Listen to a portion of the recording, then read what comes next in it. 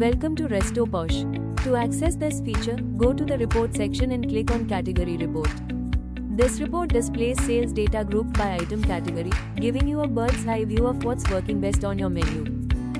Click on calendar icons to select dates, adjust start time and end time for filter.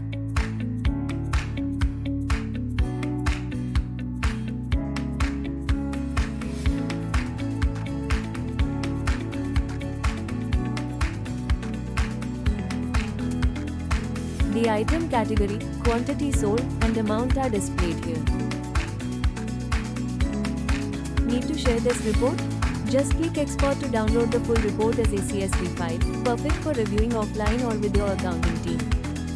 And that's how simple it is to use the category report in Restro POS.